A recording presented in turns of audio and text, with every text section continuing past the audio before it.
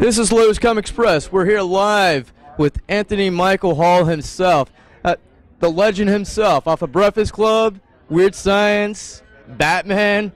I mean, you've played a lot of roles, man. So just to kind of get into things. So, what was your favorite movie experience actually out of all the movies you've done?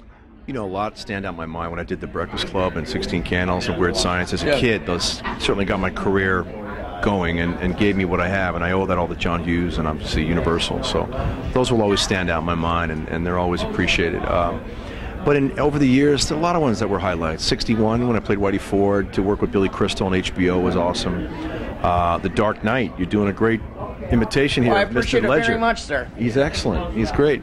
That really stood out. You know, I had a tiny role in that, but as I say, no small parts, only small actors. So I was very, very grateful to be a part of that film. And I actually just finished a film that I feel really good about.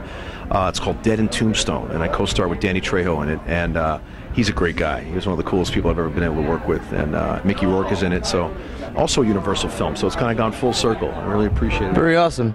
So as far as like the John Hughes films, was it any different working with like Chevy Chase and Vacation to say the John Hughes films in the 80s, as far as that goes, from Breakfast Club to Weird Science to all of that? Or good question. Well, when I did Vacation, that was even before that. That was like my second film. My first film was Six Pack with Kenny Rogers in 1980 and Diane Lane.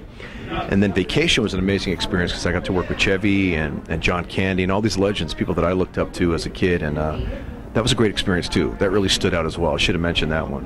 But what's interesting is John actually wrote that script, and I didn't meet him on the production of that film because he didn't direct it. It was Harold Ramis. It's one of the great comedy directors. But after that, I did the trilogy of films with John, which really, got me going on my path. So. What I got to really say is like Bill Engel, which is I guess the character that you played in Batman, right? Or Mike Engel. Yeah. Okay, yeah. And the news reporter just got to me because it was so multi-dimensional in Batman that seeing you on a character like that is just way different than what you used to do as far as Breakfast Club or Weird Science or any of that. So how was that experience working with Heath Ledger and Christian Bale himself? Well, you know what, they were great. A lot has been said about Heath passing, and obviously Christian has had a great career too. I really admired both of them. They're both just a little bit younger than me, not much, but I thought they were both great actors. It was a privilege to work with them. Heath was really in the zone on that film, obviously. He did a great job. And also the filmmaker himself, Chris Nolan, was amazing. So, I mean, the whole totality of the experience was incredible.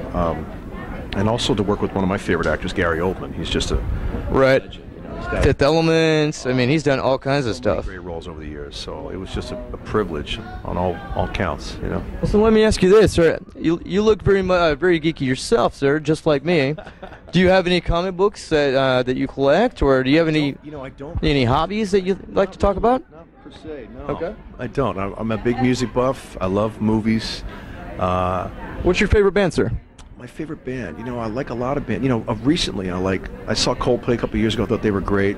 I love Kings of Leon. I like a lot of different stuff. I love a lot of classic rock. I listen to jazz. I listen to a lot of hip hop. A lot of different stuff. Yes, sir. Well, we're at Lotus Comics. We believe that anything that you're into and that you drive your heart into, you're considered a geek in that field of that experience.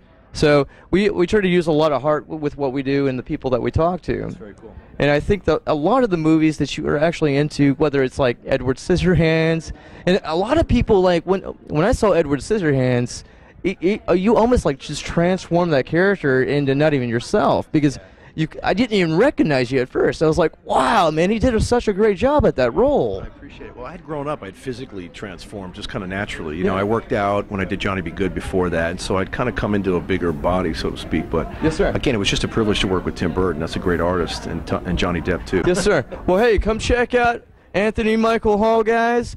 This is Lotus Comics, and we'll see you next time. Thank you so much, sir.